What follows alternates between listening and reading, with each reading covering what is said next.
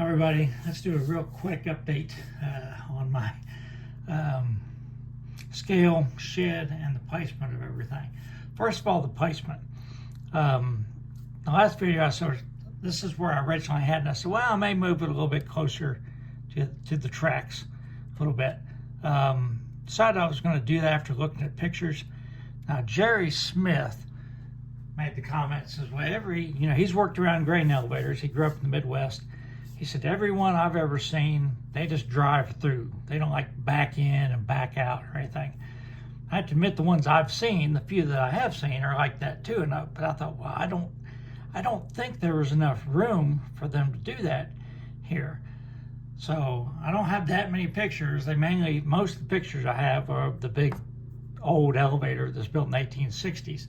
But I will insert a picture here that makes me look like there was enough room to pass through. So you sort of have to picture this with a big covered hopper sitting there next to the building.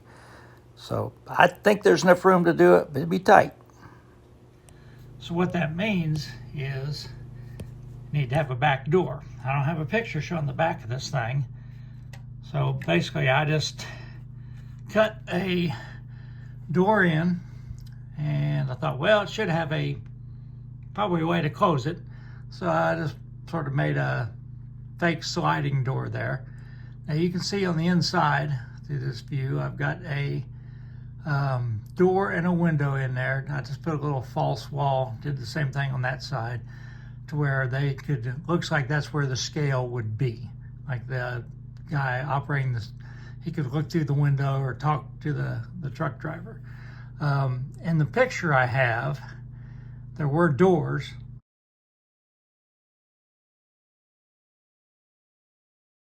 The place, I'm pretty sure the place was closed.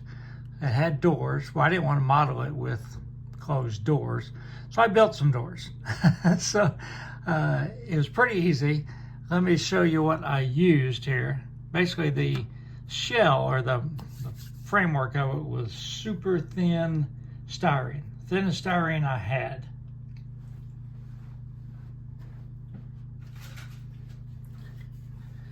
So I have this stuff. I think it's out of like a Campbell scale model kit, and it's just a wood, it's paper or something. It's real flimsy. If you paint it and you don't like spray paint it, like really put the paint on thick, those lines show up. So that's what I did on both. I sandwiched my really thin styrene on both the front and the back with that stuff. And I brush painted, trying to get this thing where it'll focus a little bit. There, you can see it. And then I took some real thin styrene and I just made some like an interior frame with, like barn doors. Don't know if that's what they looked like, but that's what they looked like very much on the outside anyhow, when they were shut. Like I said, you'll see it in the picture I insert. So I'm going to have the building, it's going to be right there. I've actually started making the styrene like a blacktop pad where the trucks would drive through. And to do that, I'm going to move the elevator over. Actually, I'm just going to angle it a little bit different to where it can make a pass through for the trucks to go through, and then it'll come out the other end behind the elevator and back out onto Water Street. Don't know if that's what they did or not, but that's what I'm going to do. So that solves my dilemma with the scale house. Also, the scale house was a really weird shape. Remember, Riverside Street ran down this way, and it sort of built to feet. So I'll have an aerial view here so you can see what the shape of it was.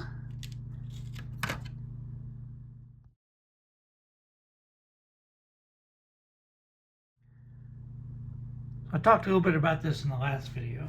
So the Rix kit for this goes up. It has a ladder on the outside, but doesn't have a safety cage on it. And the only picture I can really see of this thing had a safety cage. It had a door that comes out up here It has a little bridge that goes out, and then it has a ladder that goes up here to the safety cage. Now, again, I don't know the timeline for all this stuff. Probably when all they had were these elevators, or these silos, they probably didn't have this mechanism. It's when they added the silos in the back that all of a sudden they needed to have, because this thing up here is like a distributor. You know, it tells what silo to go to for the, you know, whether it's corn, soybeans, whether it needs drying or not. You know, it tells, you know, where to go. So that was probably a very late addition. I went ahead and modeled it just because I thought it was cool, had a lot of visual interest. But I won't need all of the pipes that I'm going to show you in the picture right here.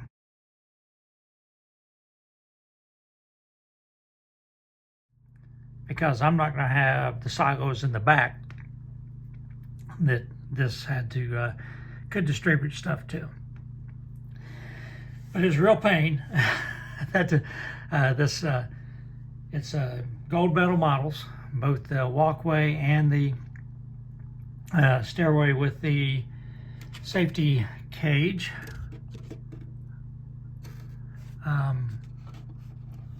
It's hard to get it in focus. So let me give you a tip on what worked better for me on the safety cage. Okay. So the directions for the gold medal models safety cage to shape it are to take a 3/16" rod, and you cut this piece out, and you take the rod, and I don't have a rod, so I used a drill bit, 3/16 drill bit.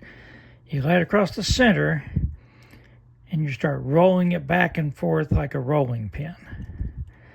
And I could not get that to work. It was because I had a drill bit. I don't know, maybe my surface needs to be hard, maybe it needs to be soft. Not really sure. But I could not get that to work. So I'm going to show you what I did. All right, so what I did to make it work, I took the drill bit and I super glued it to my mat here. My mat's getting kind of beat up a little bit. I like those lines to help keep the stuff straight.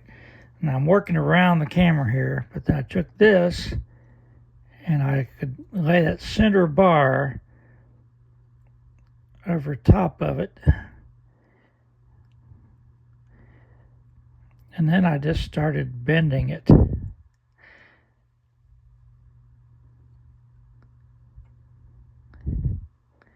I just worked my way around gradually until the tabs basically hit the mat. And then what the directions say to do is to take your dowel and just gently use it and to bend the cage around it until you have a semicircle. You attach one half of it to the ladder. There's little holes there. You see this has like little tabs on it. They go in the holes in the ladder, and then you just have to gently form the rest of it, bend it around to go around the ladder. So that worked for me. And this one came out much better than the one I did at wherever. I thought, oh, I'll show it to you now. I probably shouldn't, because you probably never paid attention to it. I never zoomed in on it that close, but I didn't think it came out that good. So it's not fastened down. This is actually aluminum tubing that I made the silos out of, and I cut tops out of styrene, and I wanted to put the walkway on top. So again, it's usually sitting behind a railroad car. I put a guy down at the bottom. Remember I talked about in figures, you can't see the guy's face. And I just didn't think it came out very well. I didn't think I did a very good job on it. Or the cage up the top, you can see there's really nothing connecting the two. Like I said, it's usually in a background scene, so hopefully you guys never noticed it too much. So here it is with everything in place. I did, this is probably going to be like employee parking back here. Like I said, Riverside Street ran to get down through there, but I can't model Riverside Street. So, You know, I could. Don't really want to have a street going across all those crossovers down there and have all those grade crossings and disappear to the backdrop again. So I'm not going to worry about Riverside Street. But this is the way it's all going to look. I want to show you one other thing. See if I can come around here. I get this thing to stay where I want it. There we go. So this is my curb here. Now the curb is actually a curb, and then I've got a narrow strip. I painted earth, and I'm going to put some like green little tufts of weeds and stuff along there, as you can see. And I'll put another picture here. It's one with the trucks in it. You can tell that that wasn't pavement all the way to the edge. So I carved out a little time where I started to add the weeds in that strip along the sidewalk. And you see I also started adding them along the edge of the building that were there in its later years.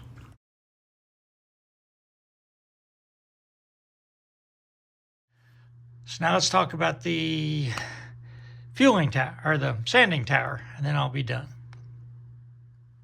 So before I get away from the elevator, again, I want to thank Jerry Smith for his observations, and also Craig Corson used to work around elevators and told some stories about how they unloaded trucks and trailers and stuff on those old elevators. So I appreciate the knowledge that both those guys shared.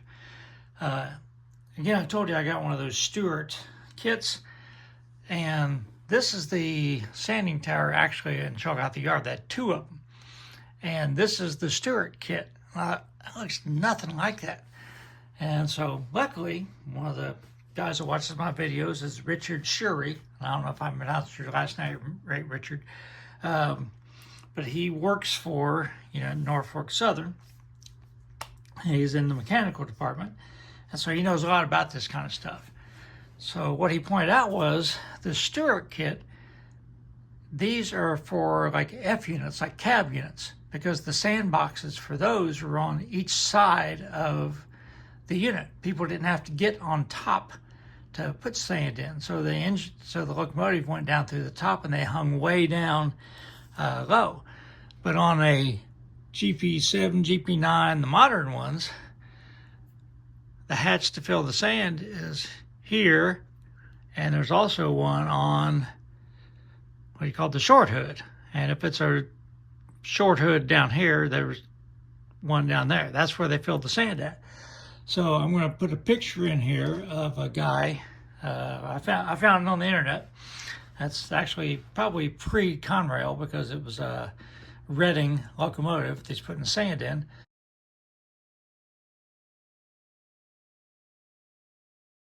So they actually had to climb up there to do this. So somebody would have to be on top of the locomotive.